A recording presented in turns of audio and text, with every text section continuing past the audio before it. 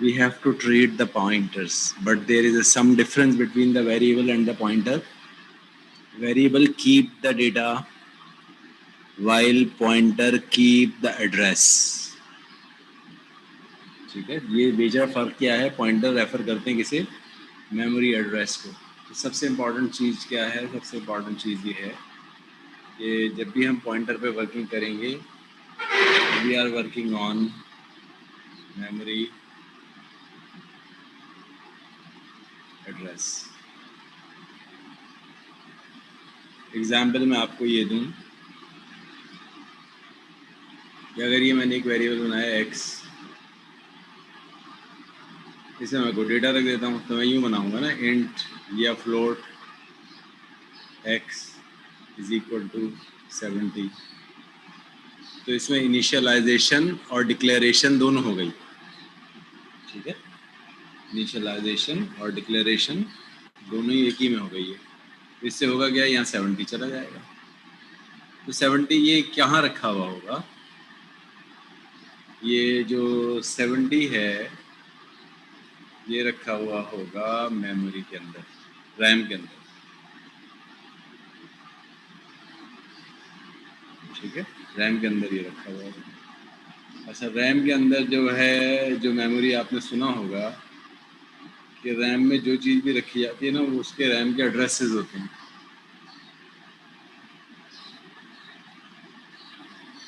तो जिस जगह पे भी ये एक्स बना होगा, मिसाल के तौर पर किस जगह पे एक्स बना है मेमोरी में, कितने बाइट का होगा एक्स? जी, एक्स कितने बाइट्स का होगा? 70 बाइट्स का थोड़ी होगा। और सर जी, 4 बाइट्स का होगा एडवांस वर्जन में, और ओल्ड वर्जन में 2 बाइट्स का होगा, क्योंकि इंटीजर 2 बाइट्स लेते हैं। पुराने वर्जन में 2 बाइट्स थे और अब वो 34 और 64 बिट का फर्क आता है, तो वो अब 4 बाइट लेते हैं। तो कंपाइलर पे और मेमोरी पे डिपेंड करता है कि कितने बाइट का बन रहा है। तो ये अगर 4 बाइट लेता है सपोज 70 स्टोर करने में, तो ये 4 बाइट्स हैं सपोज, और 1 बाइट आपको पता है 8 बिट्स के बराबर होता है। तो इस तरह से ये 8 चौक 32 बिट्स आपके इसमें चले गए। हर बिट का एक मेमोरी एड्रेस है। ठीक है, मिसाल के तौर पर, और ये मैं बाइनरी में दिखा रहा हूँ, लेकिन ये बाइनरी में नहीं होता, ये हेक्साडेसिमल में होता है। सपोज इस जगह का, इस पॉइंट का, ये तो बहुत सारी बिट्स हैं, लेकिन इस बिट का जो मेमोरी एड्रेस है वो क्या है? इस बिट का मेमोरी एड्रेस सपोज किया मैंने, वो है 1011। तो 1011 इसका मेमोरी एड्रेस है, स्टार्टिंग एड्रेस। स्टार्टिंग एड्रेस क्या है इसका? इसका स्टार्टिंग एड्रेस है 1011। ठीक है, पॉइंट क्लियर हो गया? तो ये अगर मैं चाहूँ कि इस 70 को इस एड्रेस से प्रिंट कर लूँ, तो मैं एक तो ये कर सकता हूँ, सी आउट एक्स, तो 70 स्क्रीन में नज़र आ जाएगा। ठीक है ना, लेकिन मैं सी आउट को इस मेमोरी के ज़रिए भी प्रिंट कर सकता हूँ। तो वो आज हम सीखेंगे कि इस सी आउट को मेमोरी के ज़रिए, अगर मैंने ये कर दिया ना, सी आउट एंड एक्स, कोई बता सकता है क्या होगा, क्या प्रिंट होगा?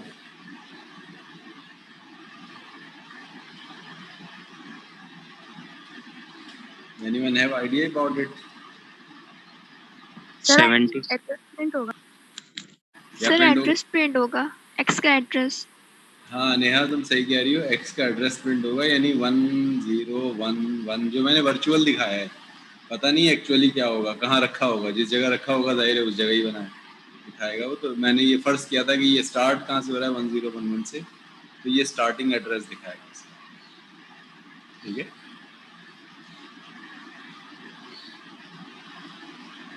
तो किसी भी वेरिएबल का अगर आपको एड्रेस देखना है, स्टार्टिंग एड्रेस, तो उसका स्टार्टिंग एड्रेस उस वेरिएबल के नाम के आगे एंड लगा के मिल जाएगा आपको। What is x?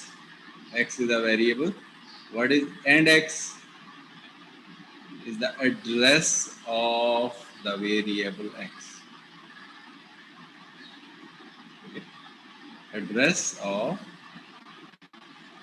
the variable x और x is the actual। तो x अगर मैं सी आउट करूँगा ना तो 70 प्रिंट होगा, लेकिन अगर मैं एंड एक्स प्रिंट करूँगा तो 70 प्रिंट नहीं होगा, जिस जगह पर भी ये बना होगा वो प्रिंट होगा। तो मैं ये टैब में दिखाता हूँ आपको करके, तो ये इसी वक्त करके देख लेते हैं।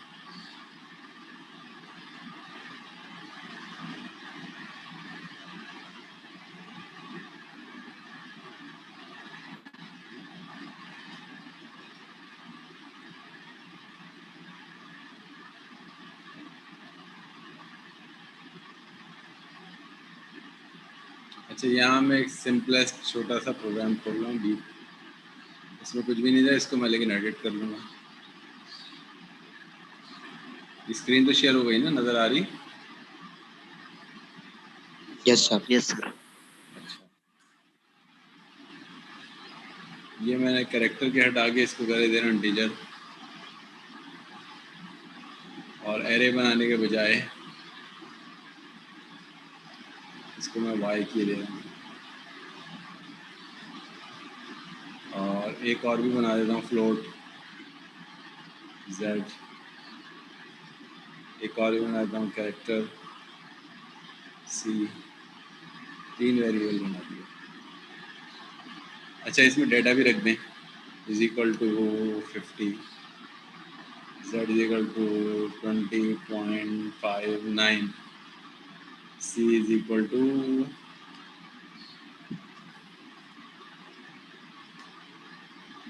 ए।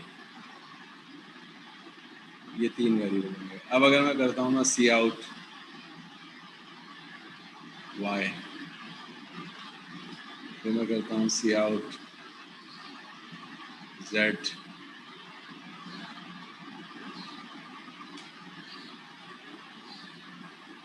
और एक और लिख देता हूँ सी आउट सी। तो देखिए ये तो सिंपल है, कुछ भी नहीं किया, 3 वेरिएबल बनाए, तो इसको कहेंगे वेरिएबल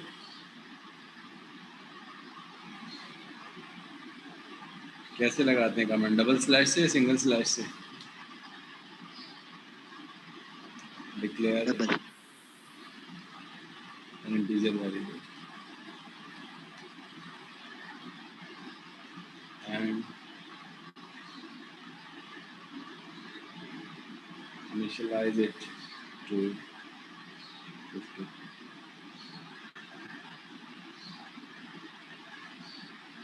हर लाइन के आगे मैं कमेंट लिख सकता हूँ, declare a float variable and initialize it to 20.59,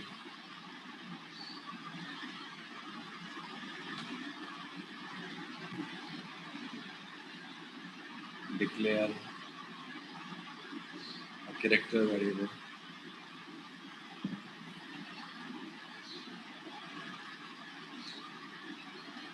and initialize it to a।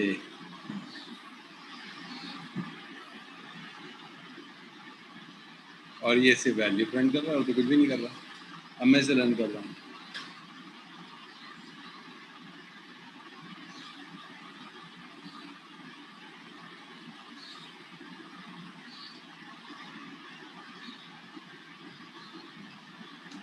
First pointer programme. अभी पॉइंटर मैंने कहीं बनाया नहीं है, अभी तो पॉइंटर का शुरू ही नहीं किया, इसमें तो सिंपल प्रोग्राम बना रहा हूँ मैं। कंपाइल कर रहा हूँ, कितने एरर आ गए भाई? अच्छा, वो कमेंट लाइन पे एरर आ रहे हैं।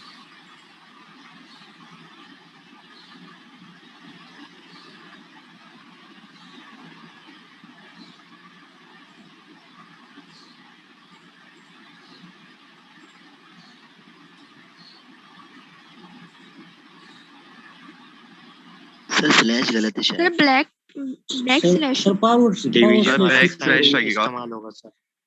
ये वाला Yes sir, double. Double power slash. ये बैक स्लैश नहीं है, स्लैश है। मैं बैक स्लैश लगा दे रहा था।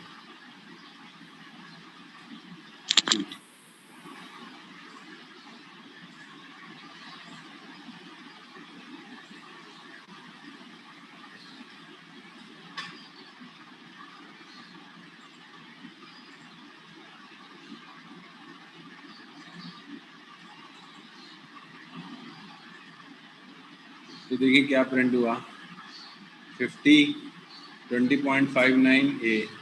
ये तो मिला के प्रिंट हो गया क्योंकि मैंने हैंडल नहीं लगाया था। हैंडल लगा देते हैं।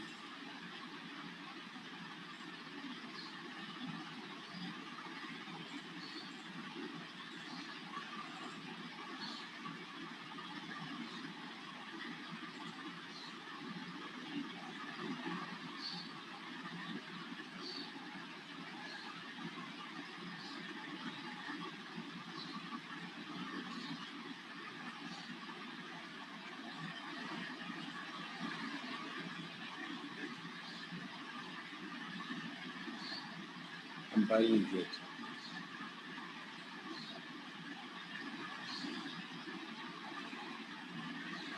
अब देखिए 3 लाइनों में आ रहा है 50 20.59। अब मैं इसमें 3 लाइनें और बढ़ा रहा हूँ। देख लें आप, एक दफ़ा ये देखें अलग अलग लाइनों में आ गया। अब मैं 3 लाइनें इसमें और बढ़ा रहा हूँ। ये 3 लाइनें क्या हैं? ये 3 लाइनें ये हैं।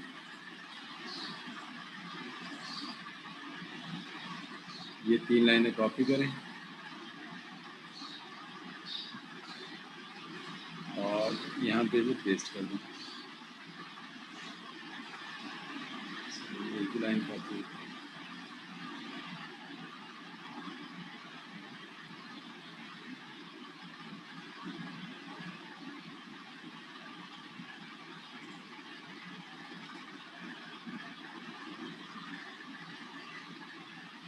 ये हो गया।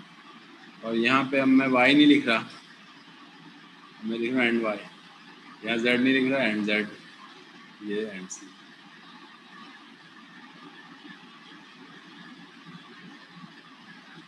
अच्छा, इसको फिलहाल मैं कमेंट लाइन बना दी।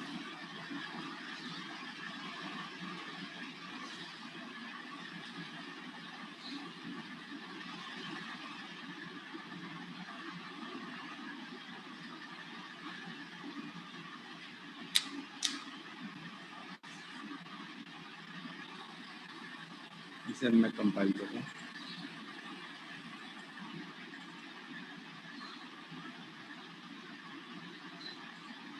और इसे रन कर रहा हूँ। अब देखिए क्या हुआ। अच्छा, पीछे से आपको प्रोग्राम भी दिखा रहा हूँ। शेयर डबल स्क्रीन कर रहा हूँ। अब आप देखें पीछे आपको प्रोग्राम नज़र आ रहा होगा। ये जो सी आउट था, इसकी जगह पे 50 आ गया, Z की जगह पे 20.59 और C की जगह पे कैरेक्टर। लेकिन जब मैंने एंड वाई प्रिंट कराया तो आ रहा है 0x6FFE14। आ रहा है नजर ये? हेलो, यस सर आ रहा है। यस सर आ रहा है नजर। ये देख रहे हैं आप, ये क्या है? तो आप तो समझ रहे होंगे गार्बेज आ गया। यही समझ रहे हैं ना, गार्बेज आ गया। तो ये गार्बेज नहीं है भाई, ये एड्रेस है किसका? वाई का। तो वाई का मतलब है वाई की कीमत, और एंड वाई का मतलब है वाई का एड्रेस। और ये एड्रेस हेक्साडेसिमल में आ रहा है। ये आप कहेंगे एड्रेस में ये कहाँ से आ गया ABCD? तो इसलिए आ गया ABCD कि ये हेक्साडेसिमल में आता है।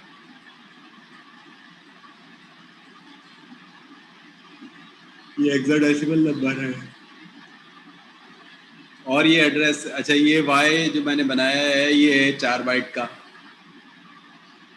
कितने बाइट का? या तो ये 2 बाइट का होगा अगर ये पुराने वर्जन है मेरा कंपाइलर का, या अगर ये नया वर्जन है तो 4 बाइट का होगा। तो 4 बाइट में ये कौन से बाइट का एड्रेस है? तो ये जो एड्रेस है ये स्टार्टिंग बाइट, यहाँ का एड्रेस है, इस जगह का स्टार्टिंग पॉइंट का। इसका एड्रेस कोई बता सकता है मुझे?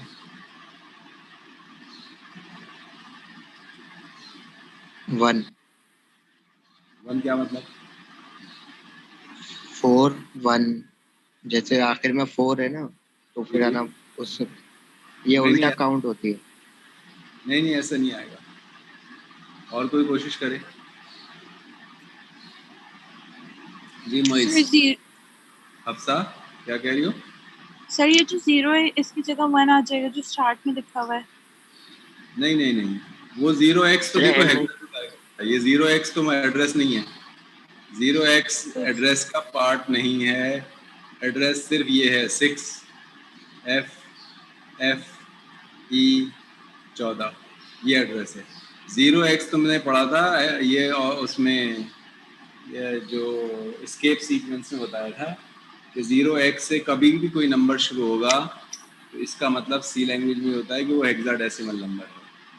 ठीक है, ये तो कोड है, हेक्साडेसिमल का कोड नंबर है ये। इसको तो सर हमने कमेंट लाइन बना दी, अगर उससे भी हम वो कर देंगे तो आ जाएगा उसका। क्या कर देंगे? जैसे हमने सी आउट का कमेंट लाइन बना दी ना, लाइन नंबर 14। नहीं वो तो मैं दिखा, वो तो आ जाएगा। मैंने छुपाई इसीलिए तो है कि मैं तुमसे पहले सवालात करना चाह रहा हूँ, वो छुपाई इसीलिए मैंने। ठीक है ना, उससे तो आ ही जाएगा, यकीन है ना आ जाएगा। लेकिन मैं तो तुम लोगों का वो IQ पूछ रहा हूँ, IQ ही है, अभी तो पढ़ाया ही नहीं। ठीक है सर ये ई एक्सपोनेंशियल का है। ये ई एक्सपोनेंशियल नहीं है बेटा, मैं बताता हूँ अब ये ई क्या है। इसको समझना बहुत ज़रूरी है। मैं ज़रा ये नाम नोट कर लूँ, जिन लोगों ने भी अभी जवाबात दिए हैं वो अनम्यूट करके रखें ताकि मुझे वो नाम नज़र आ रहे हों, लेकिन जिन्होंने अभी इस वक्त क्वेश्चन आंसर किए।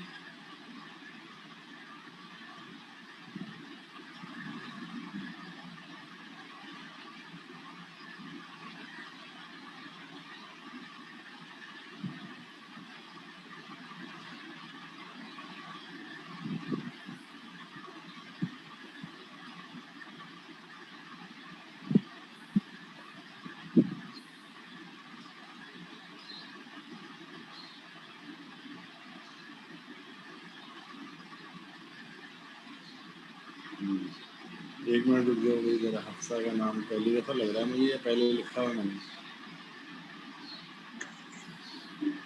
हफ्सा जी सर। सुहेल, मोहम्मद कल्ला सुहेल।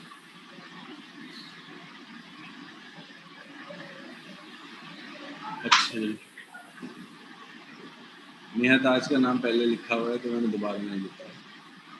तो देखें ये जो हेक्साडेसिमल होते हैं ना, हेक्साडेसिमल में ये मैं कुछ इरेज कर रहा हूँ, ये इरेज कर रहा हूँ। ये हेक्साडेसिमल तो मैंने समझा दिया कि 0x से कोई भी कोड शुरू होता है अगर, तो 0x खुद एड्रेस का पार्ट नहीं होता। 0x का मतलब ये समझिएगा कि ये octal number, sorry hexadecimal number. एक मिनट रुकिए, ज़रा बैटरी डाउन हो गई, इसको मैं चार्जर लगा लूँ।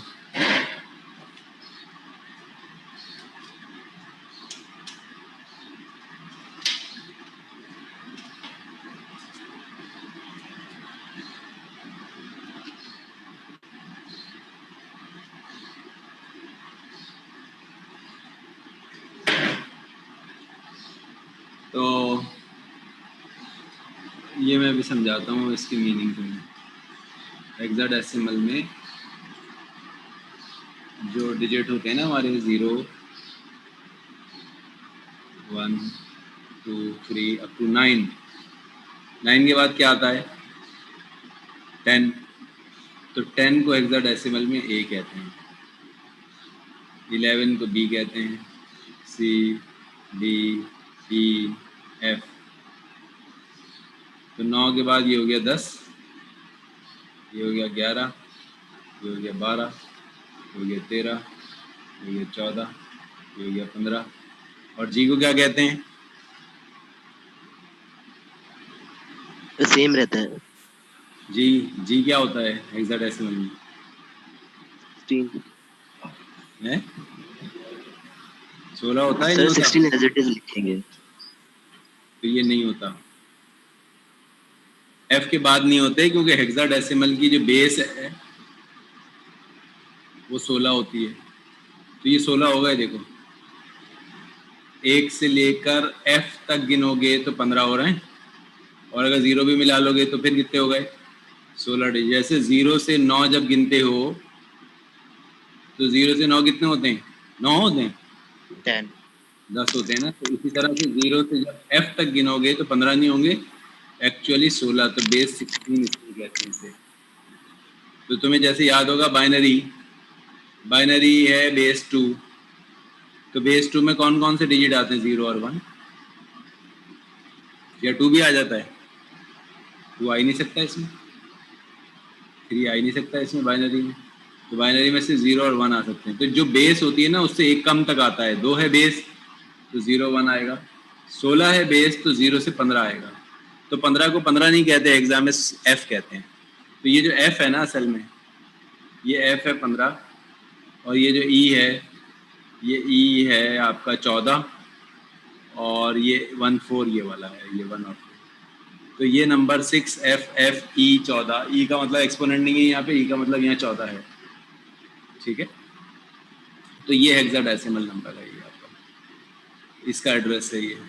अच्छा, अब मैंने आपसे सवाल ये किया था कि ये जो Z है, अच्छा ये तो मैंने ये पूछ लिया आपसे, मैंने ये सवाल पूछा था कि ये जो डॉट लगाया है 1 बाइट आगे बढ़ गया, ये दूसरा बाइट, अगर मैं 4 बाइट ले रहा हूँ, सपोज 4 बाइट का Y है, तो ये 1 बाइट हो गया, दूसरा बाइट हो गया, तीसरा बाइट हो गया, ये चौथा बाइट हो गया। ये 4 बाइट का मतलब है यहाँ पे ये Y इतनी स्पेस में Y है सर, ये जो Y है 50 रखा हुआ है, ये इतनी स्पेस में रखा हुआ है 4 बाइट का।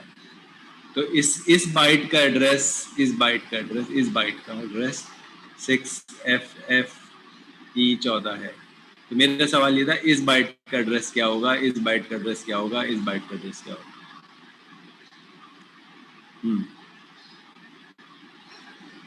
तो बहुत आसान सा इसका जवाब था, 1 बाइट जमा कर दो इसमें।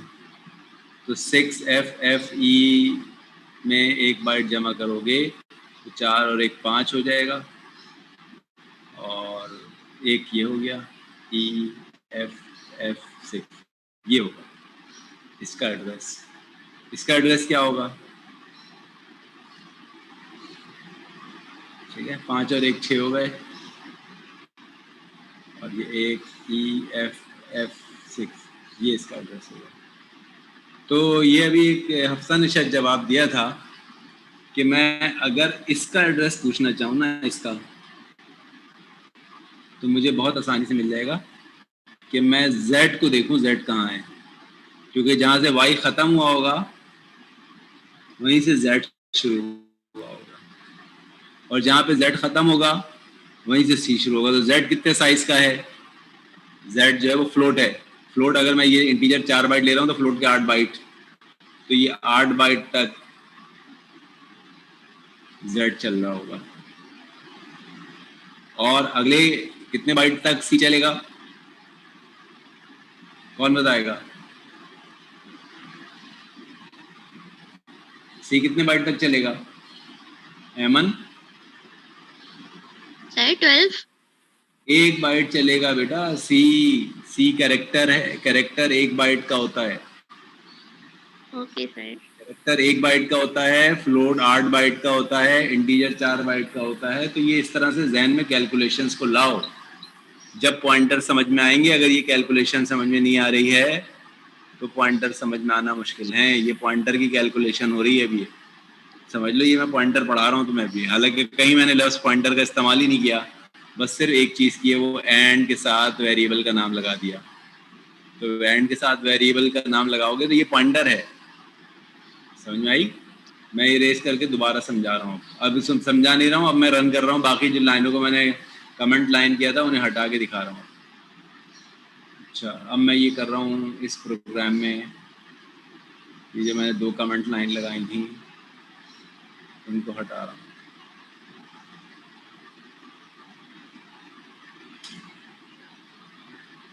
अच्छा, मैं एक काम ये करता हूँ, इन दोनों स्क्रीन को साइड बाय साइड रखता हूँ। ये स्क्रीन आ गई और ये स्क्रीन आ गई। अब तुम्हें दोनों नज़र आ रही होंगी। एक मिनट, ठीक है। वो कंपाइलर वाली थी ना, डेफ की स्क्रीन आ गई।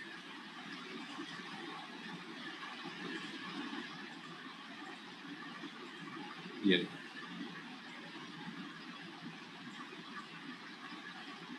दोनों स्क्रीन अच्छी नज़र आ रही है। क्या प्रॉब्लम कर रहा है ये आ रही है।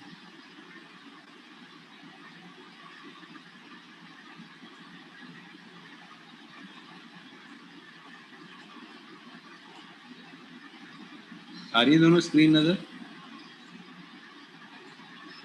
Yes, yes sir. सर। अच्छा, अब देखो, ये मैं दोनों के ये हटा रहा हूँ कमेंट लाइंस।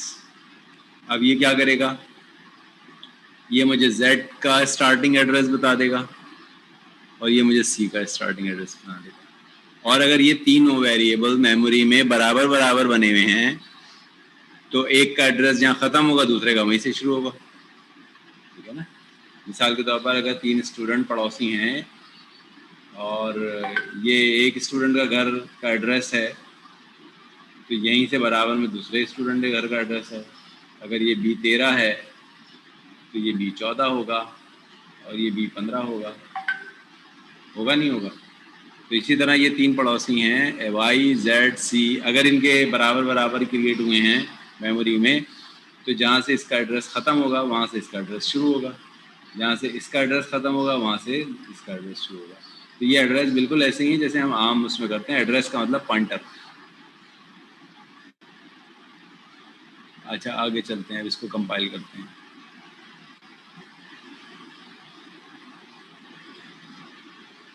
ज़ीरो ज़ीरो हो गया। अब मैं इसको प्रिंट कर रहा हूँ। अच्छा, रन पे एक नई स्क्रीन आ गई है। ये पुरानी स्क्रीन में ख़त्म कर रहा हूँ, यहाँ से ये शेयर कर रहा हूँ आपके साथ।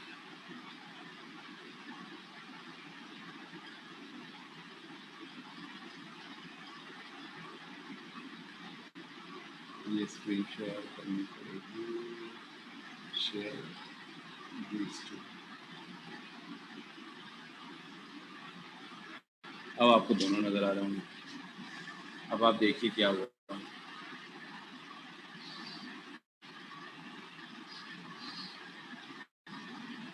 अच्छा, ए का एड्रेस तो वही आ रहा है 0x, तो हटा दो क्योंकि वो तो हेक्साडेसिमल का कोड है। वो देखो 0x इसमें भी आ रहा है, ठीक है।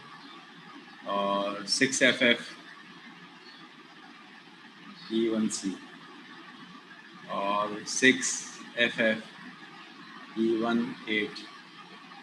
तो इसका मतलब है ये कितने बाइट का था y।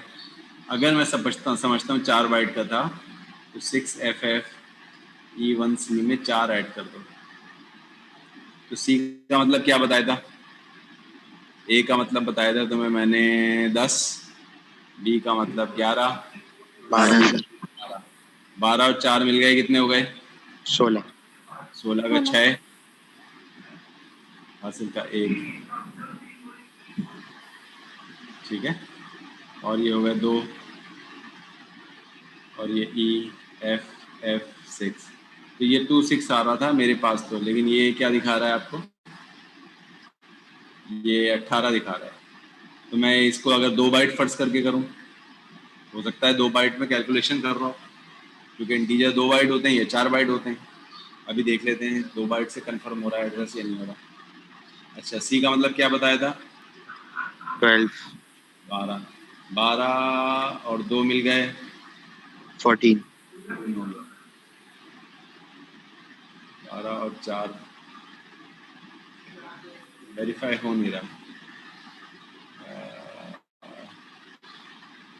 वाई के बाद जेड, जेड के बाद सी।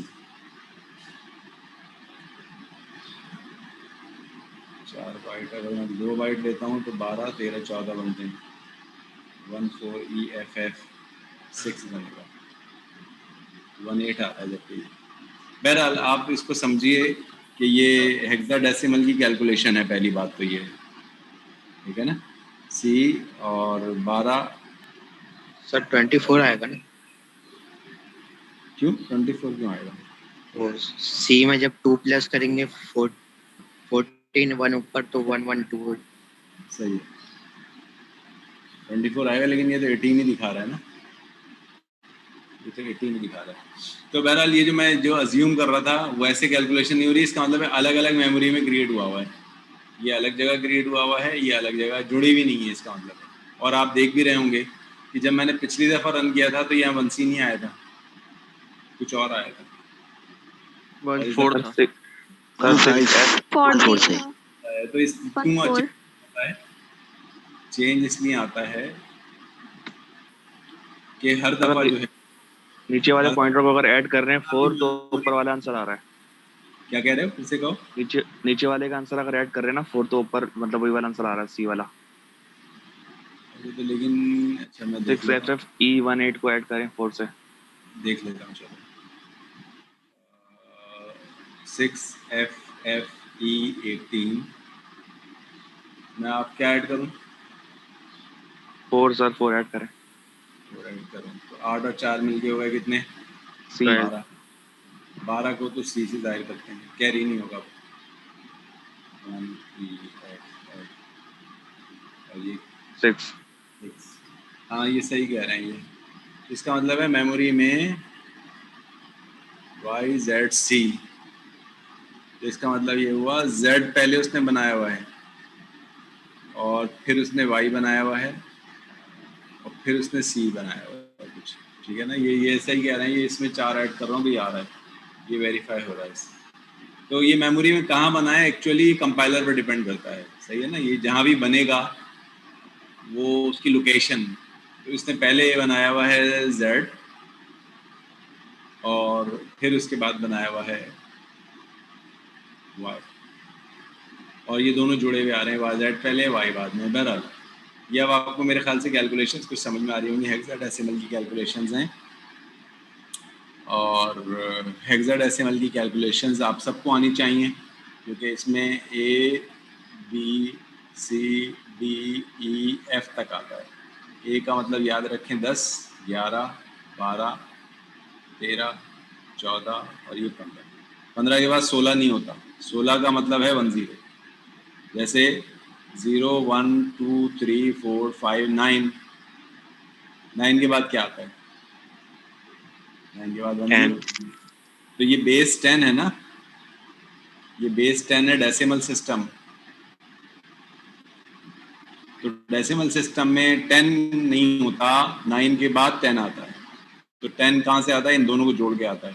तो इसी तरह से ये 0 से 9 तक तो होते ही होते हैं, 10 का मतलब A B C D 15 तक हो जाते हैं ये। अब जब 16 लिखना होगा ना तो मैं तो वो 10 हो जाएगा जैसे। इसी तरह बाइनरी में भी देखो ये होता है, बाइनरी में बेस 2 होती है, 0 और 1 होते हैं। तो 0 और 1 के बाद अगर 2 लिखना हो तो फिर वो 10 से लिखते हैं। तो यहाँ 2 का मतलब 10, डेसिमल में 10 का मतलब 10, और हेक्सा में 16 का मतलब 10, और ऑक्टल में ऑक्टल 8 होता है, 0 1 2 3 7 तक जाता है। तो अब 8 कैसे लिखोगे इसमें, 10 10। तो ये याद रखो, ये सिस्टम आपको आने चाहिए सारे के सारे।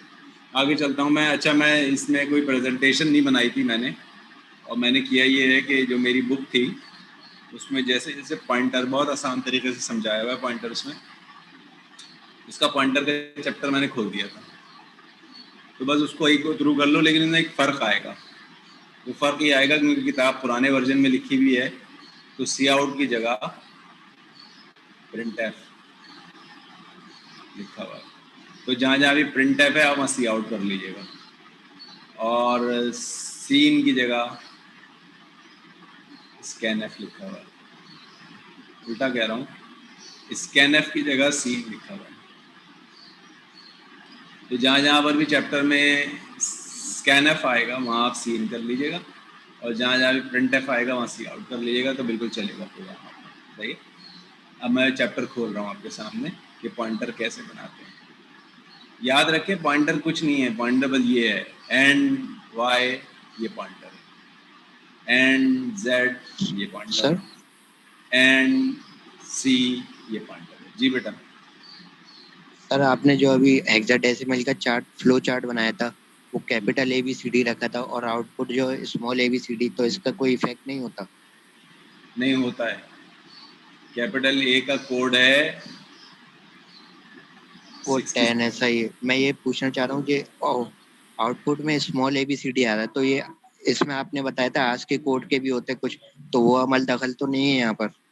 आएगा आएगा बिल्कुल, वो ऐसे ही हो रहा होगा कैलकुलेशन में। अब अगर वो हमें कैलकुलेशन में हम एरर कर रहे हो तो अलग बात है, लेकिन वरना कैलकुलेशन में कैपिटल ए का लेकिन इसका ताल्लुक तो वैल्यू से है। इसका जो ताल्लुक है ना ये तो वैल्यू से है, हमारा एड्रेस का ताल्लुक इससे नहीं है। एड्रेस अलग चीज़ है, एड्रेस में तो ये जहाँ बना होगा वो एड्रेस आ रहा होगा, वो उसने अपने पास से लिया हुआ, उससे इस ABCD का कैपिटल ये स्मॉल का ताल्लुक ही नहीं है। इसका ताल्लुक तो डेटा से है, अंदर क्या डेटा रखा है, अंदर मैंने कैपिटल ए रखा है या स्मॉल ए रखा है। अगर अंदर कैपिटल ए रखा है तो उसके मुताबिक आंसर आएगा, अंदर अगर स्मॉल ए रखा है तो उसके मुताबिक, लेकिन एड्रेस का इससे कोई ताल्लुक ही नहीं है। एड्रेस अंदर ए रखूँ तो एड्रेस थोड़ी तब्दील हो जाएगा, अंदर स्मॉल ए रखूँ तो भी एड्रेस चेंज नहीं हो जाएगा। तो अंदर क्या रख रहा हूँ इससे तो कोई ताल्लुक ही नहीं है ना। एड्रेस अलग चीज़ है, अंदर रखी हुई कीमत अलग चीज़ है, तो इसलिए इसमें कंफ्यूज ना हो आप। सर अब जी ओके। बोले। सर ये जो हेक्साडेसिमल आउटपुट हमारा आ रहा है और सब में 6FF ही आ रहा है, तो ये सब में सेम ही होगा? नहीं नहीं नहीं भाई, सब में सेम नहीं होगा। अभी आप मेमोरी में इस प्रोग्राम को चलाने से पहले 10 वेरिएबल और बना लेंगी, तो ये जो वाई बनेगा जब, तो वो 10 वेरिएबल्स के बाद बनेगा। या आप यहाँ पे कोई और फाइल खोल दें, तो मेमोरी ये है, ये समझें ये आपकी जो डाइनिंग टेबल है ये, ठीक है। अब डाइनिंग टेबल पे आपने कुछ चीज़ें रखनी शुरू कर दी, मिसाल के तौर पर यहाँ आपने चाय का कप रख दिया, इस जगह पे अब जगह खाली थी, यहाँ आपने प्लेट्स रख दी, यहाँ आपने डिश रख दी, यहाँ आपने जो है वो गिलास रख दिया। इस तरह आप जब जितनी चीज़ें रखते रहे लाइन से ये भरती गई। अब जहाँ खाली जगह मिल रही है आप वहीं रखिए, सही। ये खाली जगह यही मेमोरी का भी है। मेमोरी में जब मैं वेरिएबल बनाता हूँ तो ये पूरी मेमोरी एक डाइनिंग टेबल समझ लीजिए। अब जो जगहें खाली हैं यहाँ रखता जाता है, कुछ चीज़ें छोटी होती हैं कुछ बड़ी होती हैं। मिसाल के तौर पर यहाँ मैंने एक बहुत बड़ी ट्रे रख दी, तो इतनी जगह तो इस ट्रे से भर गई ना, ये एरे बना दिया। ये बड़ी ट्रे का मतलब समझे एरे। अगर मैंने एरे बना दिया तो एरे छोटा थोड़ी होता है, अगर मैंने 50 साइज़ का एरे बनाया तो 50 लोकेशन ये ले लेगा मेरी। फिर मैंने और कोई चीज़ एक फ़ाइल खोली, वो फाइल मेमोरी में इतनी बड़ी थी कि यहाँ तक की जगह उस फाइल की आ गई, यहाँ तक फाइल, यहाँ से शुरू हो रही है फाइल और यहाँ पे ख़त्म हो रही है फाइल। अब मैं कोई वेरिएबल बनाऊंगा ना वो यहाँ बनेगा। तो इसको जहन में आप मेमोरी को यूँ लाइए कि ये मेमोरी खाली पड़ी होती है, और जब हम कोई चीज़ रन करते हैं, जैसे ये बना रहा हूँ मैं, इंटीजर बना रहा हूँ, ये फ्लोट बना रहा हूँ, ये मैं वेरिएबल बना रहा हूँ ना, जब मैं वेरिएबल बनाऊँगा तो भी मेमोरी खर्च होगी, जब मैं एरे बनाऊँगा तो भी मेमोरी खर्च होगी, जब मैं कोई फाइल खोलूँगा तो भी मेमोरी खर्च होगी। तो जो जो चीज़ें मैं खोलता जाऊँगा उसमें मेमोरी खत्म, और एक वक्त अगर ऐसा आ गया पूरी मेमोरी भर गई तो एरर आ जाएगा इनसफिशिएंट मेमोरी का, ठीक है। तो आपके पास इतनी रैम होनी चाहिए, अक्सर आप देखते होंगे रैम कम पड़ रही होती है आपको, तो इतनी रैम होनी चाहिए कि ये प्रोग्राम को जितने वेरिएबल मैं इसमें बना रहा हूँ, यानी आपने खाने में जितने डिशेस तैयार की हैं आपकी डाइनिंग टेबल पे उतनी जगह तो हो कि वो सब चीज़ें सेट हो जाएं उसके अंदर। अगर आपने ज़्यादा चीज़ें बना ली हैं और डाइनिंग टेबल छोटी है तो क्या करेंगे, वो तो इनसफिशिएंट हो जाएगी ना स्पेस, ठीक है ना, इनसफिशिएंट स्पेस हो जाएगी तो इनसफिशिएंट स्पेस का एरर आपको फेस करना पड़ सकता है। अगर आपने बहुत ज़्यादा चाहिए, इतना बड़ा एरे बना दिया आपने, पूरी रैम खर्च हो गई उसके अंदर एक ही एरे में, तो आप बना सकते हैं। आप देखें ना एक्सेल जब आप बनाते हैं, एक्सेल भी तो एरे है,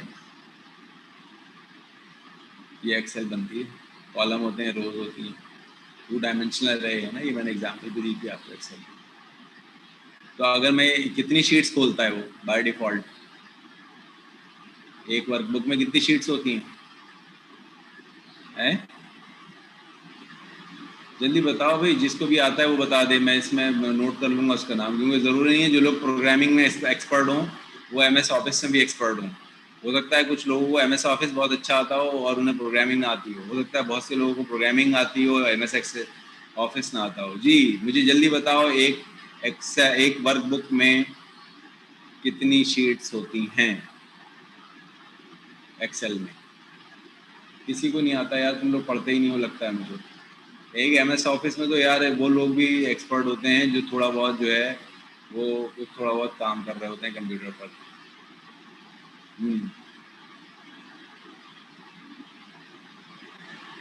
अच्छा, एक्सेल में और वर्कबुक में क्या फ़र्क है ये कौन बताएगा? मैं तो तुम लोगों की CP बिलावजी को बढ़ाने के लिए बैठा हूँ कि भाई तुम्हें नॉलेज है तो पूछो, बता दो मुझे। जी सर शहीद 200 अहमद। समथिंग होती हैं शीट्स। क्या चीज़? शीट्स शीट्स, हफ्सा ने बताया sheets 2 by default. Sir 255 I think, ऐसी कुछ है। अच्छा देखो 255 तो ये तुम मैक्सिमम बता रहे हो, और बाय डिफ़ॉल्ट जो है ना, जब मैं एक वर्कबुक खोलता हूँ तो 3 शीट्स बनी बनाई मिलती हैं, बाद में मैं ऐड करता रहूँगा। तो ये तो तुमने सही बताया है कि 255 शीट्स होती हैं। ये तुमने गूगल कर आके जल्दी जल्दी जो है वो आंसर लोगों ने दे दिया, तुमने ही खाली नहीं दिया, और भी लोगों ने दिया है, मैंने चैट बॉक्स देख लिया। तो लेकिन बहरहाल ये नॉलेज होनी चाहिए आपको, ठीक है। अभी मैंने एक IT मैनेजर के इंटरव्यूज़ थे, और IT मैनेजर की जॉब के लिए तो ज़ाहिर है उसे MS ऑफिस तो आना ही आना लाजमी है। MS ऑफिस तो तुम किसी भी कंपनी में जाओगे ना, चाहे तुम्हें प्रोग्रामिंग आती है नहीं आती है, तो MS ऑफिस के सवालात तो समझ लो पक्के हैं तुम्हारे। अगर तुम्हें नहीं आए तो भगा देंगे तुम्हें। कि जिसे MS ऑफिस ही नहीं आता वो IT की फील्ड में क्या कर रहा है, ठीक है ना। वो जो उर्दू में एक बड़ा गलत वर्ड यूज़ करते हैं कि IT की फील्ड में, तो वो चने बेच रहा है, फिर इसका मतलब भाई IT की फील्ड में अगर किसी को ऑफिस का और वर्ड का और इसका इन चीज़ों का नहीं पता तो उसे तो लोग, ये तो मैं ऑपरेटर लेवल की बातें बता रहा हूँ कि अगर आप एज ए ऑपरेटर कहीं जॉब करने के लिए जाएंगे तो, और एज ए IT एक्सपर्ट जाएंगे, एज ए प्रोग्रामर जाएंगे, एज ए डेवलपर जाएंगे, या एज ए नेटवर्क इंजीनियर जाएंगे, तो कितनी नॉलेज चाहिए होती है ये आप इमेजिन करें इसको। तो आपको तो हर वक्त पढ़ना है भाई, हर वक्त, every time you have to gain, every time you have to gain knowledge.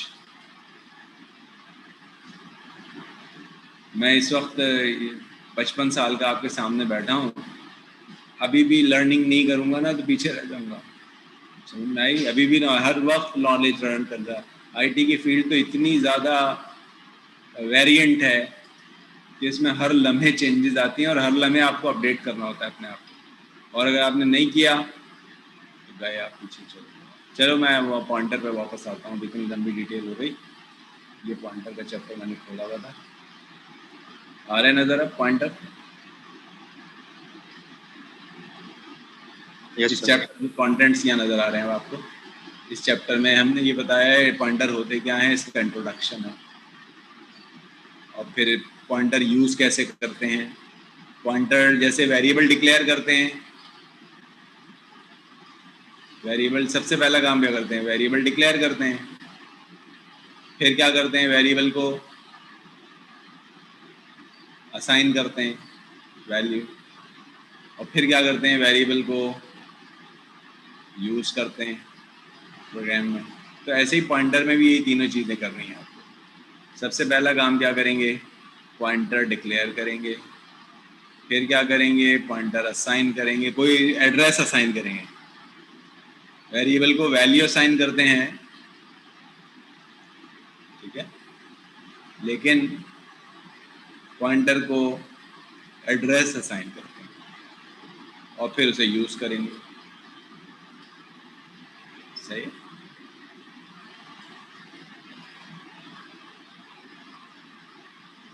ये तो पॉइंटर डिक्लेरेशन थी, ये पॉइंटर डिक्लेरेशन आ गई यहाँ पे। फिर access the value pointed by the pointer. Pointer address को रिप्रेजेंट करता है, लेकिन उस एड्रेस में क्या कीमत रखी हुई है, वो कीमत बेसिकली ये कहलाती है। और फिर आर्गुमेंट पासिंग, ये तुम्हें याद होगा, ये मैं छोड़ के आया था। Argument passing by reference functions में पढ़ा था ये हमने। क्यों बताया था आर्गुमेंट पासिंग बाय रेफरेंस क्या करता है, ये मैंने लास्ट टाइम बहुत डिटेल में समझाया था। ये रेज हैंड करें, जिसको इस सवाल का जवाब आता है रेज हैंड करें, फिर मैं मौका दूंगा सवाल के जवाब देने का। आर्गुमेंट पासिंग बाय रेफरेंस में मैंने क्या समझाया था? किसी को नहीं पता? कोई रेज हैंड नहीं कर सकता। भाई कहाँ तुम लोग बैठे हो भाई? इतने अच्छे अच्छे स्टूडेंट हैं, पढ़ने वाले भी हैं, मुझे पता है, लेकिन इतने आसान सवाल का जवाब भी नहीं दे रहे। रेज हैंड कर, नेहा रेज हैंड करने को कहा है।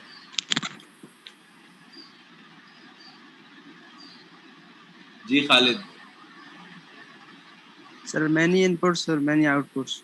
मैनी इनपुट मैनी आउटपुट, ठीक है ना? यानी मैंने कहा था, वरना रिटर्निंग एक होती है, रिटर्निंग एक वैल्यू करता है बाय डिफॉल्ट फंक्शन। अगर मैं फंक्शन से एक से ज़्यादा वैल्यूज रिटर्न करवाना चाहूँ तो फिर मैं उसके लिए पॉइंटर यूज करूँ। खालिद अली, समझ में आ रही है बात आपके? तो ये आप वहाँ छोड़ के आए थे ना, आज यहाँ डिस्कस कर लेंगे इसको। और फिर टाइप डेफ और पॉइंटर एंड स्ट्रक्चर, और फिर पॉइंटर एंड फाइल, और पॉइंटर एंड एक्सेस। तो पॉइंटर का बहुत, पॉइंटर एंड एरे, हर चीज का ताल्लुक पॉइंटर से बनाऊंगा। आप देखो जितनी चीजें पहले पढ़ी हैं, पॉइंटर वेरिएबल का ताल्लुक पॉइंटर से, फाइल का ताल्लुक पॉइंटर से, एरे का ताल्लुक पॉइंटर से, स्ट्रक्चर अभी तक हमने नहीं पढ़े, स्ट्रक्चर पढ़ेंगे, अगला चैप्टर है हमारा, और स्ट्रक्चर का ताल्लुक पॉइंटर से। तो हर चीज का ताल्लुक पॉइंटर से। इसका मतलब मैं सारे कामों को पॉइंटर के थ्रू भी कर सकता हूँ और डायरेक्ट भी कर सकता हूँ। चलिए आगे बढ़ते हैं यहाँ से।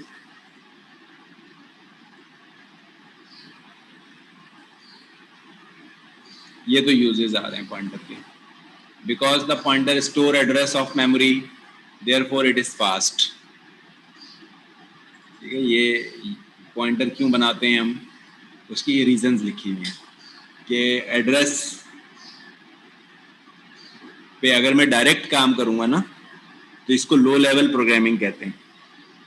मशीन लैंग्वेज में और सी लैंग्वेज में फ़र्क क्या है? मशीन लैंग्वेज जो है वो लो लेवल लैंग्वेज है, असेंबली लैंग्वेज भी लो लेवल लैंग्वेज है, और सी लैंग्वेज हाई लेवल लैंग्वेज है। तो मैं सी लैंग्वेज में लो लेवल का काम अगर करना चाहता हूं तो एड्रेस के थ्रू होगा। ठीक है, यानी ये मैं लो लेवल पे काम करने जा रहा हूं।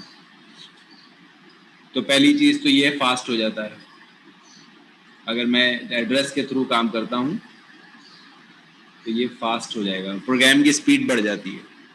दूसरा, ये मैं एग्जाम का एक सवाल भी बता रहा हूँ, तो मैं एग्जाम में एक सवाल दे दूँ कि आपको पॉइंटर बनाने के फवाइद बयान करें, तो ये फवाइद लिखे हुए हैं पॉइंटर बनाने के फवाइद। दूसरा क्या है, by pointer several values can be return from the function. ये आर्गुमेंट पासिंग बाय रेफरेंस में तुमने यही पढ़ा था अभी। तो ये दूसरा आर्गुमेंट पासिंग बाय, तो ये दोनों पॉइंट तो मोर और लेस एक जैसे ही हैं। Argument passing by reference by pointer, without pointer we can pass by values. तो argument passing by values, argument passing by address. अच्छा, array can be declared using pointer. अभी हम एरे कैसे बनाते थे? अभी हम एरे यूं बनाते थे, इंट ए 30, ठीक है, इंट ए 30, ये हम एरे बनाते थे। लेकिन हम बगैर साइज बनाए भी एरे बना सकते हैं पॉइंटर के थ्रू। तो पॉइंटर से एरे कैसे बनाएंगे, ये यहाँ सीखेंगे आप। और पूरा एरे विदाउट सबस्क्रिप्ट हम एक्सेस करेंगे। Array without subscript. देखो अभी हम कैसे करते थे, अगर मुझे A5 चाहिए तो मैं यूं लिखता था ना, सी आउट ए ब्रैकेट में 5, तो कौन सा एलिमेंट प्रिंट होगा, पांचवा या छठा? छठा सर। एलिमेंट प्रिंट हो जाएगा। लेकिन मैं इसके बगैर भी काम कर सकता हूँ पॉइंटर के थ्रू। ठीक है, पॉइंटर के थ्रू मैं इस सबस्क्रिप्ट के बगैर भी छठा एलिमेंट देख सकता हूँ। तो पॉइंटर की ये इंपॉर्टेंस है। देखिए पॉइंटर बड़े इंपॉर्टेंट है क्योंकि ये लो लेवल प्रोग्रामिंग है।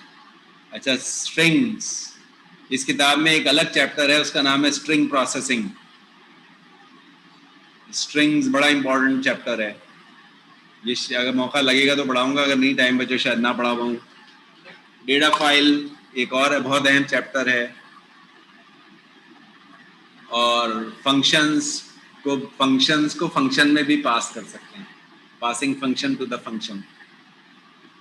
तो ये इसके यूजेस हैं और इन यूजेस को इस बुक में एक एक करके इसकी एग्जांपल्स दी गई हैं।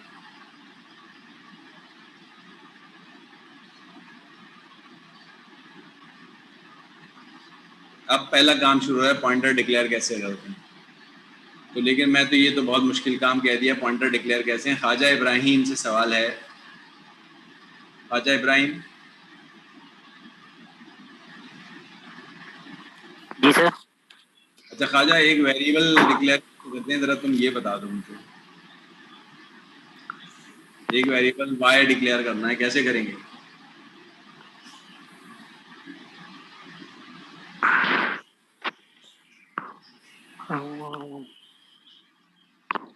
आवाज ही नहीं आ रही तुम्हारी।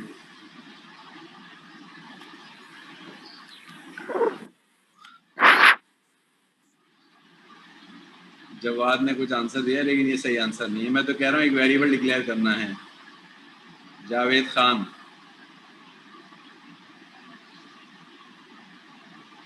माहीन जमील, महर जवाद,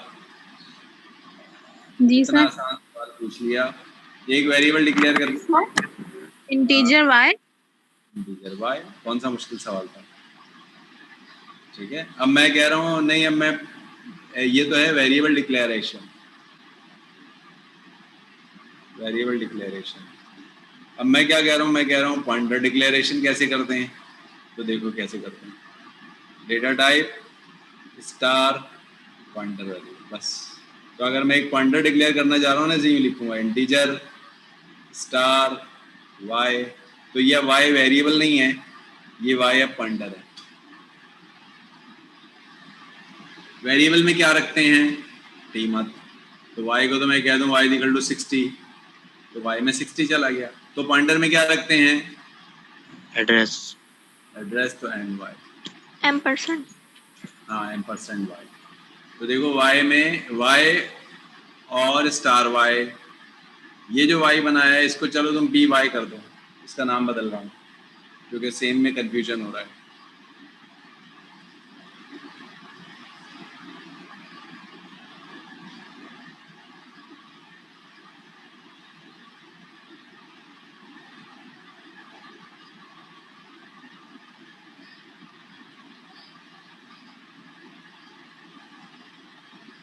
ये y बना और इसको मैं नाम बदल के पी वाई कर रहा हूँ। नाम कुछ भी रख सकता हूँ, जैसे वेरिएबल का नाम y रख रहा हूँ, कुछ भी रख सकता हूँ। यहाँ पे पी वाई का मतलब कुछ भी रख सकता हूँ। तो क्या फ़र्क है इस लाइन में और इस लाइन में? ये बना है एक इंटीजर वेरिएबल और ये बना है एक pointer refer to an integer variable. ये एक पॉइंटर बना है लेकिन ये पॉइंटर किसी इंटीजर को रेफर करेगा, यानी इसमें मैं किसी इंटीजर का ही एड्रेस रख सकता हूँ, किसी फ्लोट का एड्रेस नहीं रख सकता। इसमें किसी कैरेक्टर का एड्रेस नहीं रख सकता। इसमें किसका एड्रेस रख सकता हूँ, सिर्फ इंटीजर का, क्योंकि मैंने इसे एक इंटीजर पॉइंटर बनाया है। तो अब मैं अगर ये करता हूँ ना तो ये तो सही है, y = 70। लेकिन अगर मैं ये कर देता हूँ py = 75, तो यहाँ एरर आ जाएगा। क्यों? क्योंकि py वेरिएबल नहीं है, py पॉइंटर है। पॉइंटर में क्या रख सकते हैं, पॉइंटर में एड्रेस स्टोर कर सकते हैं। You can store address to a pointer. एक पॉइंटर में हम एक एड्रेस रख सकते हैं। तो एड्रेस देखो कैसे रख रहे हैं, py = एंड y तो सही है, लेकिन py = 70 गलत है, क्योंकि 70 क्या है, 70 तो एक वैल्यू है।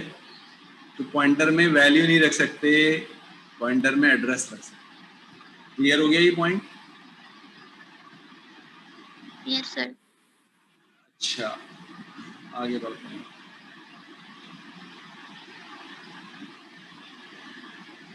तो हमेशा याद रखें, अगर आप पॉइंटर बनाना चाहते हैं तो पॉइंटर बना लें, कोई फर्क नहीं पड़ता, लेकिन स्टार लगा दें बस। जैसे वेरिएबल बनता है वैसे ही पॉइंटर भी बनता है।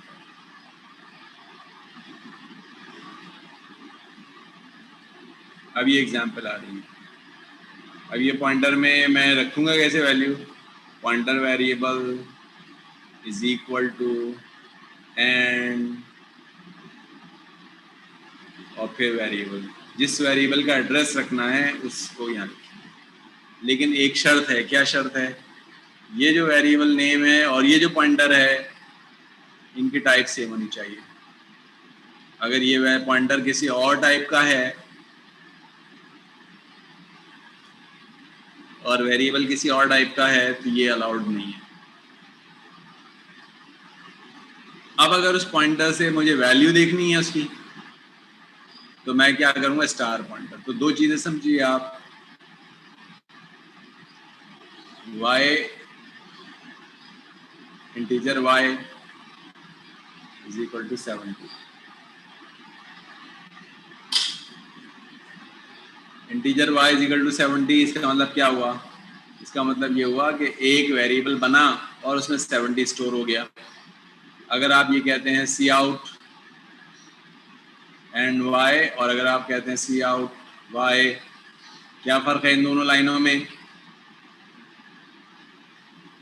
फर्स्ट एक में address एड्रेस बता रहा जाएगा y में और y और में इसकी variable वैल्यू जाएगी सर। और इसमें इसकी कीमत 70 प्रिंट हो जाएगी, तो 70 प्रिंट करेगा।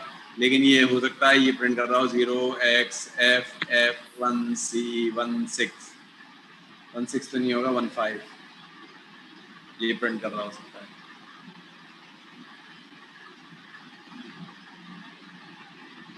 आगे पॉइंट क्लियर हो गया ये।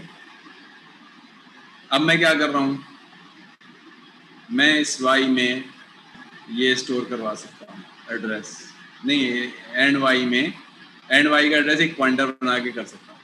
पॉइंटर मैंने ये बना दिया मिसाल के तौर पर इंटीजर स्टार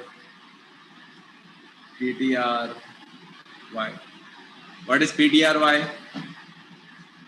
पॉइंटर। पॉइंटर ये लफ्ज इस ptr रखने की वजह से पॉइंटर नहीं है, ये इसलिए पॉइंटर है स्टार से शुरू है। स्टार।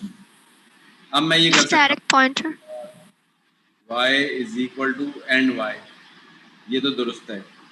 लेकिन अगर मैंने ये कर दिया ptr y is equal to y, ये एरर आ जाएगा। आगे बात समझ में? Yes sir. अच्छा, इसको अब करके देखते हैं। डेव ये अब आपको स्क्रीन शेयर की है मैंने, इसमें मैं पॉइंटर बना रहा हूँ।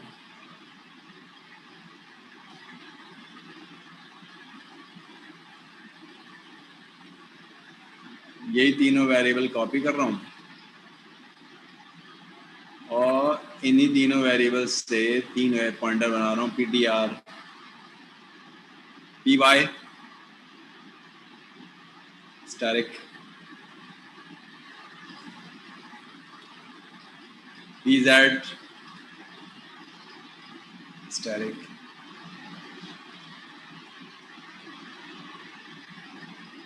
और स्टैटिक pc।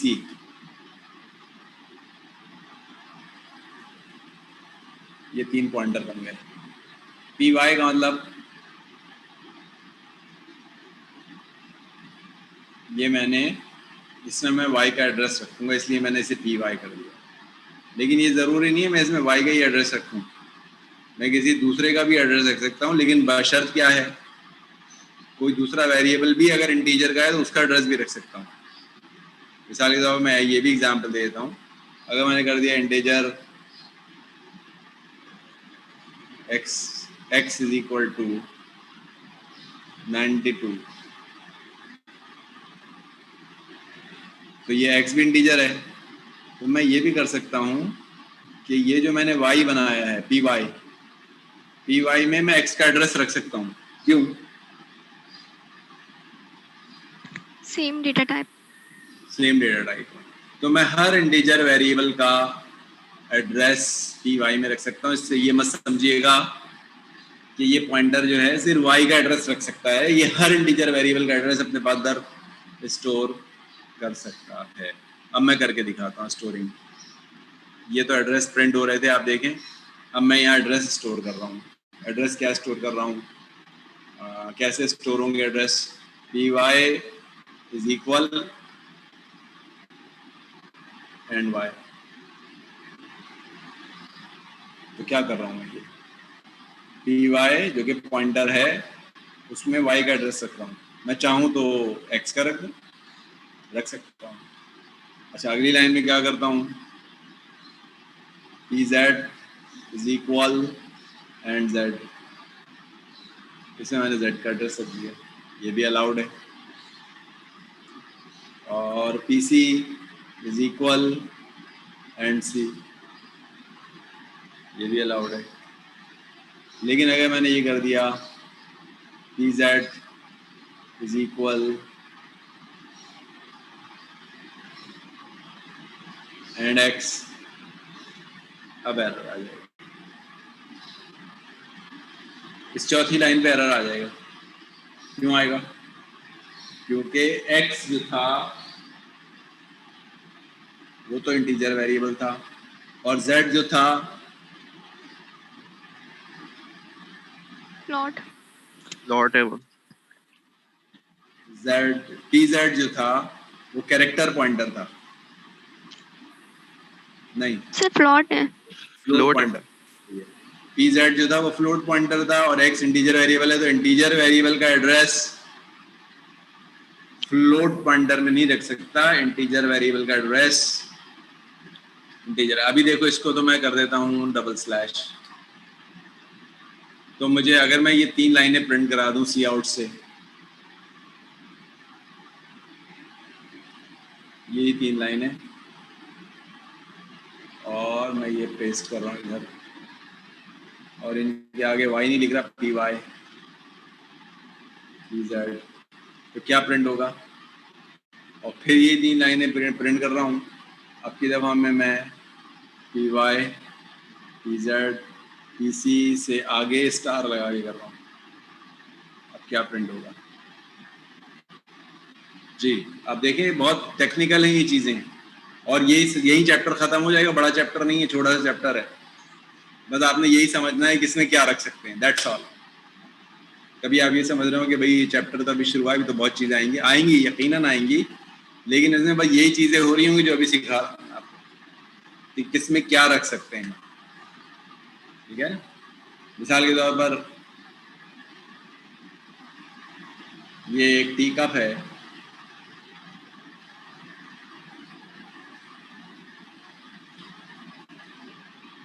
ये मग है, इस मग में आप टी रख सकते हैं।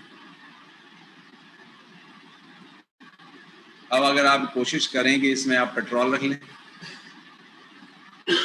तो रखने को तो रख लें, लेकिन फिर ये यूजेबल नहीं रहेगा आपका, एरर तो नहीं आएगा खैर यहाँ पे तो ये जिस काम के लिए बना है ना, तो ये आप कोशिश करेंगे ज़्यादातर वही रखेंगे आप, लेकिन सी में तो एरर आ जाएगा, यहाँ C++ में अगर आपने इसको चेंज किया तो ये एरर आ जाएगा इसको।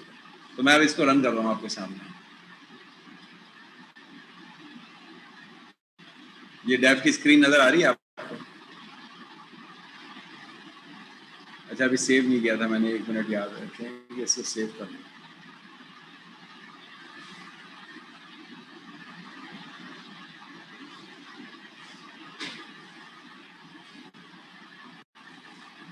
अभी तो एरर आ गया, P why was not declared. Sir line 3 में एरर है, क्या होगा, लाइन 3 में एरर है, और लाइन 8 में, सॉरी लाइन 8 में एरर है। सर अच्छा, सेमीकोलन आपने उनके अंदर सेमीकोलन का एरर है सर। कोट्स के अंदर सर सही। नहीं, आपने वो डाले आप सही। ये सेव किया मैंने, ये कंपाइल कर दिया, अब तो कोई एरर नहीं आ रहा। अब मैं इसे रन कर रहा हूँ, तो पहले लेकिन रन करने से, आउटपुट देखने से पहले समझे देखिए क्या आएगा आउटपुट। इन तीनों लाइनों का आउटपुट तो कुछ भी नहीं आना है, वही आना है, एक y की कीमत प्रिंट कर देगा, एक z की कीमत प्रिंट कर देगा, एक c की कीमत प्रिंट कर देगा। तो कीमतें क्या हैं, कीमतें तो वही हैं, क्या थी ऊपर पहली वैल्यू क्या है, पहली वैल्यू 58 है, पहली लाइन में तो 58 आएगा, दूसरी लाइन में 20.59 आएगा, तीसरी लाइन में ए आएगा, चौथी लाइन में क्या आएगा? ये 3 लाइनों के सी आउट थे ना, चौथी वाई का लाइन एड्रेस, है वाई का Y एड्रेस सर। एड्रेस आएगा सर, वाई का एड्रेस। एड्रेस भी है वो आ जाएगा 0x के साथ, फिर ये भी 0x के साथ एड्रेस आ जाएगा, और फिर यहाँ पे भी एड्रेस आ जाएगा। ये 3 एड्रेसेस प्रिंट होंगे। अब मैंने ये एड्रेसेस क्या किए, ये एड्रेसेस मैंने 3 पॉइंटर बना के उन पॉइंटर में साइन कर दिए। तो ये सब सिर्फ ये तो असाइनमेंट स्टेटमेंट है, इसका तो कोई आउटपुट आना ही नहीं है। ये असाइनमेंट स्टेटमेंट है, इसका आउटपुट क्यों नहीं आना, ये तो असाइन हो रहा है बस। एड्रेस इसमें चला गया, इसका एड्रेस। अब मैंने कहा ये एड्रेस प्रिंट कर दे, तो जो एड्रेसेस तुम्हें यहाँ नजर आएंगे ना इन 3 जगहों पे, वही दोबारा प्रिंट हो जाएंगे। वही 0x के साथ आप चेक करिएगा, अभी वही 3 एड्रेस आ गए। और फिर इसके बाद मैंने क्या कहा, स्टार के साथ जब मैं इन्हीं पॉइंटर को प्रिंट कराऊंगा तो यही आएगा, आप देखिएगा 58, 20.59 और ए। तो आप देखेंगे आउटपुट जो मैंने यहाँ दिखाया है ना वही आएगा। ये पहला आउटपुट, या आखिर में ये रिपीट हो रहा है, और ये एड्रेसेस रिपीट हो रहे हैं, ये आउटपुट आ रहा है इसका। अब मैं रन कर रहा हूँ।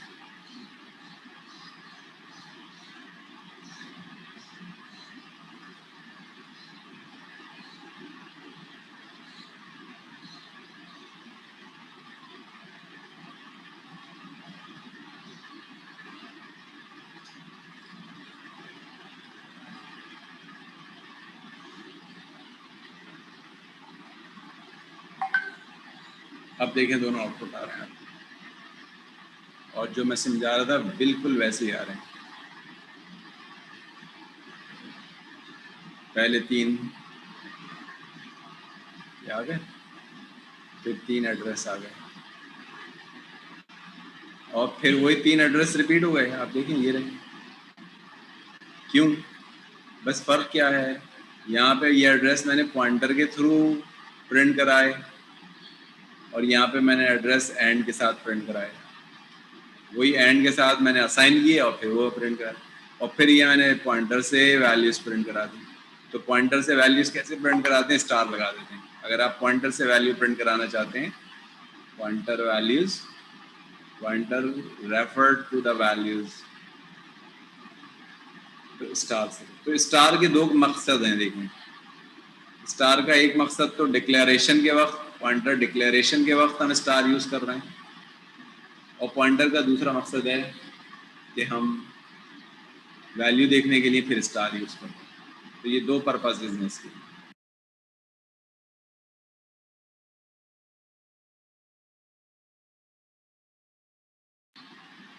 जी बताएं, क्लियर हो रहा है ये आउटपुट्स? Yes sir. लॉजिकल इसको समझिए, देखें लॉजिकली क्या क्या हो रहा है और कैसे कैसे हो रहा है, बस यही समझना है आपको इसमें, और कोई नई चीज़ नहीं इस चैप्टर में। जी पूछें, कौन पूछ रहा है, क्या पूछ रहा है?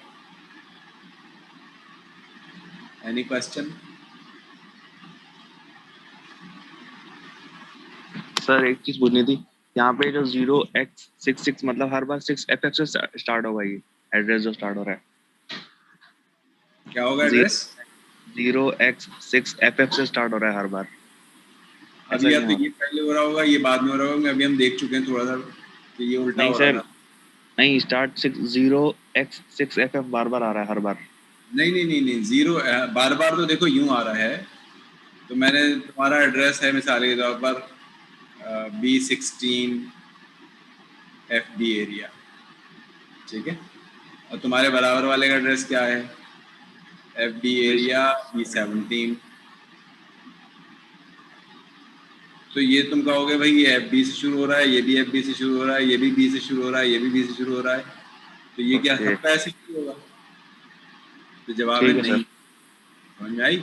ये 0x से तो ये तो हेक्सा में आ गया, लेकिन इसका एड्रेस क्योंकि बराबर बराबर के एड्रेसेस हैं तो इसलिए शुरू की चीज़ें सेम होंगी, आखिर के डिजिट बस बदले होंगे। लेकिन अगर किसी का नॉर्थ नाज़ाबाद के बजाय, किसी का फेडरल एरिया के बजाय नॉर्थ नाज़ाबाद में मकान है, तो वो FB से थोड़ी शुरू होगा, NN से शुरू होगा। NNB16 ये किसी का एड्रेस हो गया। तो इसके बराबर वाले का एड्रेस क्या होगा? NNB17।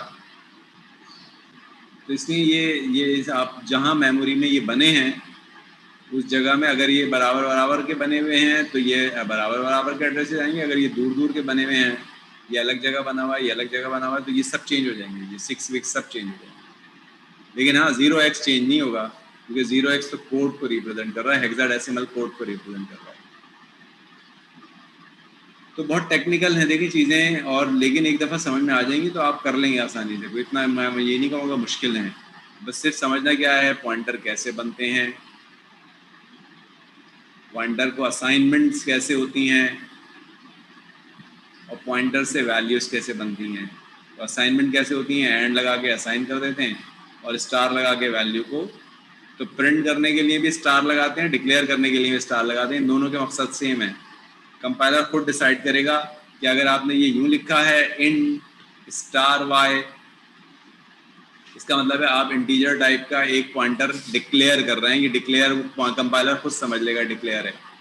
और अगर आपने कहीं लिख दिया सी आउट स्टार y, तो इसका मतलब अब पॉइंटर खुद समझ लेगा इस y में जो एड्रेस पड़ा हुआ है उस एड्रेस के अंदर जो कीमत रखी हुई है वो कीमत प्रिंट होगी इससे। और अगर आपने कर दिया सी आउट y, तो y एड्रेस खुद प्रिंट हो जाएगा। यहाँ एड्रेस खुद प्रिंट हो जाएगा, यहाँ उस एड्रेस के अंदर रखी हुई कीमत प्रिंट हो जाएगी। ठीक है ना। मैंने मिसाल के तौर पर कहा था कि यहाँ पे कोई स्टूडेंट है, मिसाल के तौर पर शर्जील, यहाँ शर्जील रहता है। शर्जील रहता कहाँ है? वो रहता है इस एड्रेस पे B15 में। तो अगर मैंने ये प्रिंट किया सी आउट y, तो अगर y पॉइंटर है तो B15 प्रिंट होगा। और अगर मैंने ये प्रिंट कर दिया सी आउट स्टार y, तो शर्जील प्रिंट होगा, क्योंकि इस एड्रेस के अंदर क्या चीज़ है, वो तो ये शर्जील का एड्रेस है, तो शर्जील का नाम प्रिंट होगा। और इससे क्या होगा, इससे एक पॉइंटर डिक्लेयर। ठीक है, बात समझ में आ गई। तो एक अंदर रखी हुई वैल्यू है, x के अंदर 70 रखा है, और px के अंदर 70 का एड्रेस रखा है। एड्रेस क्या है? 0661CFF। इसमें तो ये आ गया 66CCFF।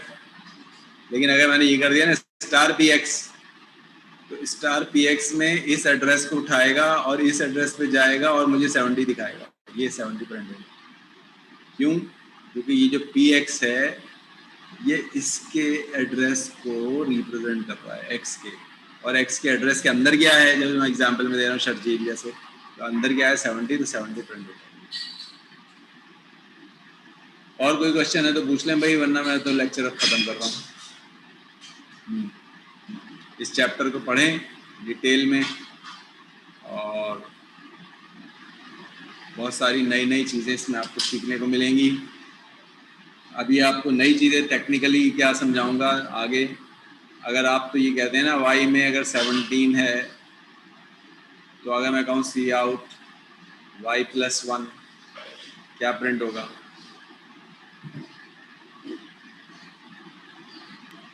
18। लेकिन पॉइंटर में ये अगर मैं कह रहा हूँ ना इंटीजर पॉइंटर है, और इंटीजर पॉइंटर अभी मैंने बनाया हुआ है ये इस नाम से, py के नाम से बनाया हुआ है। अब अगर मैं ये कह दूँ ना py+1 प्रिंट कर दो, तो कितना जमा होगा? py के बाद वाली वैल्यू,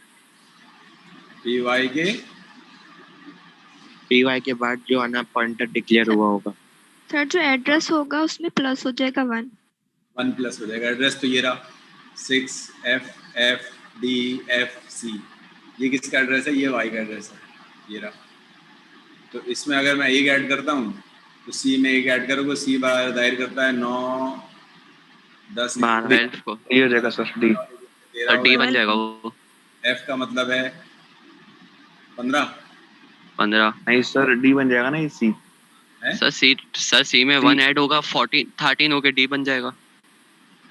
C में 1 एग्जाम है, डी बन जाएगा। सही है, C में एक ऐड होगा तो डी बन जाएगा। ये भी सही है। चलो ना, DFF6 ये एक ऐड करके तो ये आता है, लेकिन ये नहीं आएगा। फिर क्या आएगा? एक ऐड नहीं होगा, साइज वन इंटीजर ऐड होगा। साइज ऑफ वन इंटीजर कितना है? अगर 2 बाइट का इंटीजर है तो 2 ऐड होगा, और अगर 4 बाइट का इंटीजर है तो 4 ऐड होगा। ओके, क्योंकि बराबर वाले का एड्रेस प्रिंट होगा। ये अगर 400 गज का घर है तो अगर मैं इसमें ये 400 ऐड कर, ये एड्रेस ऐड करेगा सर, तो इसका मैं इसकी लोकेशन दिखाने के लिए कुछ 400 बाइट ऐड करेगा, तो अगले की लोकेशन आएगी। जितने बाइट का ये है, तो एक का मतलब है एक नहीं, एक का मतलब है size of integer dy plus size int. Size of integer जितना भी होगा वो ऐड हो जाएगा। आप देखिएगा, करके दिखा दूं। अभी इसको सिंप्लीफाई कर रहा हूँ इस प्रोग्राम को, और ये अभी मैं करके दिखाता हूँ आपको। देखिए एक ऐड करने का मतलब क्या होगा। ये इसको कहते हैं पॉइंटर अरिथमेटिक। इसी प्रोग्राम में मैं इसको वर्जन 2 के नाम से सेव कर रहा हूँ, पॉइंटर 2। ये पॉइंटर 2 सेव कर दिया। अब मैं इसमें सारे फ्लोट सब हटा रहा हूँ ताकि इसको मैं सिंपल रखूँ।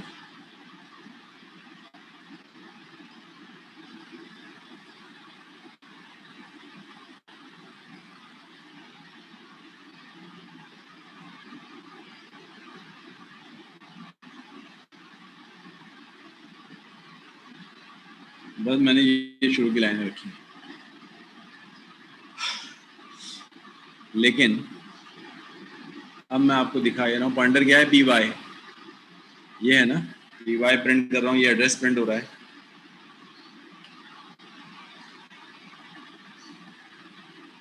मैं यहाँ पे 1 ऐड कर रहा हूँ, py प्लस 1।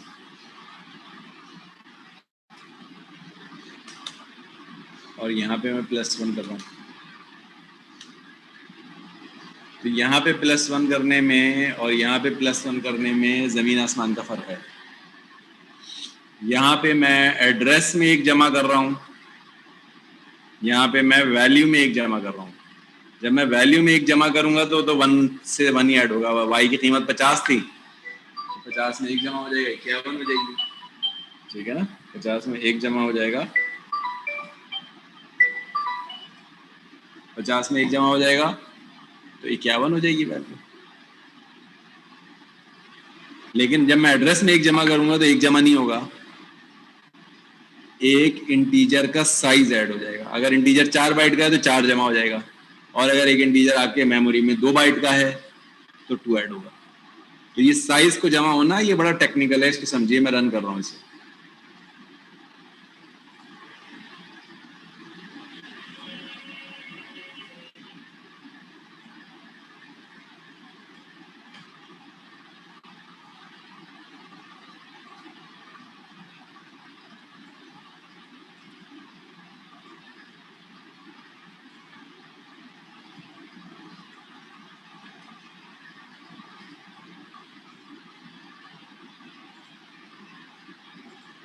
अब देखिए, ये पहला सी आउट तो y प्रिंट कर रहा है, ये तो 50 आ गया। दूसरे सी आउट में मैंने एड्रेस y का प्रिंट कराया, वही आ रहा है 14। तीसरे में मैंने पॉइंटर बनाया, पॉइंटर से एड्रेस प्रिंट कराया, तो वही एड्रेस आ रहा है 14। लेकिन फिर मैंने एड्रेस में एक ऐड कर दिया। जब मैंने एड्रेस में एक ऐड किया ना, तो तुम देखो तो 8 हो गया। 4 में 4 जमा हुआ, इसका मतलब 4 बाइट ऐड हो गए, एक जमा नहीं हुआ। वरना तो 5 आना चाहिए था। 0x6ff e 18 के बजाय e 15 आना चाहिए था अगर एक ऐड होता। तो किया तो एक ऐड, वो कितना ऐड गया? 4। क्यों 4 ऐड हो गया? क्योंकि एक इंटीजर को ये 4 बाइट फर्ज कर रहा है। और नीचे क्या दिखा रहा है? py में एक ऐड करोगे तो py तो वैल्यू को रिप्रेजेंट कर रहा है, तो 50 में एक ऐड हुआ तो 51 हो गया। तो इसमें ज़मीन आसमान, इस +1 में और इस +1 में ज़मीन आसमान का फ़र्क है। इस +1 के मीनिंग को समझो, ये एक नहीं जमा करेगा पॉइंटर में। अगर तुम एक जमा करोगे तो एक साइज जमा होगा। अगर एक प्लॉट में दूसरे प्लॉट का, एक प्लॉट का साइज 400 गज का है, तो जब मैं एड्रेस में एक जमा करूंगा तो 400 गज ऐड होकर आगे की जमीन आएगी। एक इंटीजर 4 बाइट का है, इंटीजर में पॉइंटर में अगर एक ऐड करोगे तो 4 बाइट आगे निकल जाएगा। क्लियर हो रहा है पॉइंट? इस लेकिन वैल्यू में जब एक जमा करोगे तो फिर वैल्यू में एक ही जमा होगा। तो ये वैल्यू में एडिशन हो रही है, ये पॉइंटर में एडिशन हो रही है। तो वैल्यू में एडिशन में अगर ये लगाना ही लगा दूं,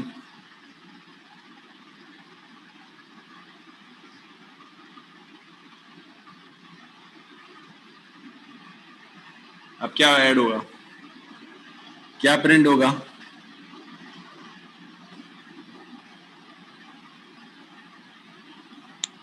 सर 51। 51, क्योंकि मैं वाई में एक ऐड करके दिखा रहा हूँ। वाई तो नॉर्मल ट्रीटमेंट है, इसमें तो मैंने पॉइंटर की इस लाइन में जो मैंने बढ़ाई है, इसमें तो मैंने पॉइंटर की कोई नई कोई चीज ही ऐड नहीं की। मैं तो सिर्फ ये कहा वाई में एक जमा करके दिखा दो, तो वाई तो 50 था, वाई में एक जमा हो गया, 50 हो गया। आगे पॉइंट क्लियर हो गया? तो आप यहाँ क्लास को देखो कहाँ खत्म कर रहे हैं। पॉइंटर में एक जमा करना, पॉइंटर +1 का मतलब है 1 ऐड नहीं होगा, एक साइज ऐड होगा।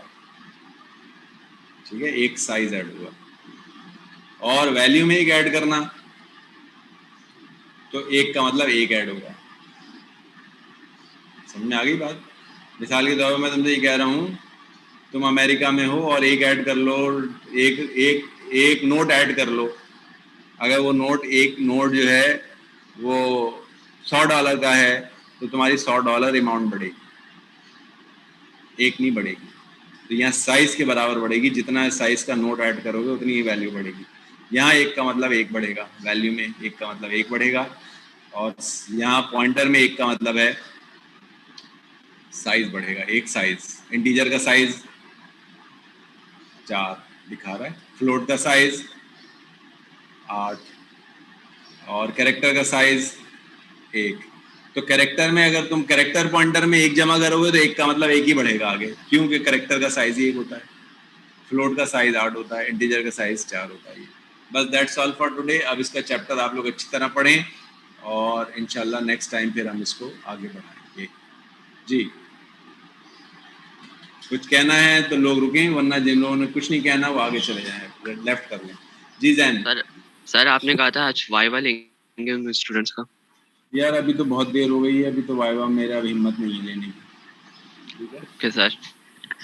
तो फिर अगली दफ़ा मैं मंडे ट्यूसडे को याद दिला देना, या हो सकता है बीच में किसी वीकडेज में मैं तुम्हें कह दूं तो कर लेंगे। ओके लेकिन सर। बहुत कभी लेंदी सेशन हो गया और सिर्फ पढ़ा ही रहा हूँ, बीच में ना गैप किया ना कुछ किया, तो अब इसको आज यहाँ रख दें, फिर अगली दफ़ा कर लेंगे। जी उसामा सर फर्स्ट असाइनमेंट की डेट क्या है सबमिशन की? फर्स्ट पहले असाइनमेंट ये जो आप क्वेश्चन मुझसे पूछ रहे हो, ये आप LMS खोलो और उस पर डेट चेक कर लो क्या है। 5 आ रही सर उस पे LMS पे। 5 आ रही है? हाँ 5 आ रही है बेटा, वही है। लेकिन सेकंड असाइनमेंट की तो 7 है, आपने कहा तो दोनों साथ में सबमिट करवाने हैं। तो हो सकता है मुझसे कहने में एरर हो गया हो, तो इसमें जो LMS पे आ रही है वही सही है। ठीक है सर। ठीक है ना, क्योंकि वो तो क्लोज हो जाएगा। अगर 5 आ रही है तो 5 पे तो वो क्लोज हो जाएगा फिर। और टाइम भी ज़रा देख लीजिएगा, मैंने हो सकता है सम टाइम में 12 बजे रात का टाइम रखता हूँ, कभी वो गलती से टाइम हो सकता है दिन का आ जाए, तो तुम्हें ये परेशानी ना हो कि भाई ये तो दिन के टाइम में जमा हो गया और रात के टाइम में नहीं हुआ। तो इसलिए आप टाइम को और डेट को असाइनमेंट की LMS पे चेक करो, जो डेडलाइन वहाँ दी हुई है वो उसको फॉलो करो आप, क्योंकि मैं अपने पास से जब तक चेंज नहीं करूँगा वो चेंज नहीं होती, तो आपको परेशानी होगी फिर बाद में।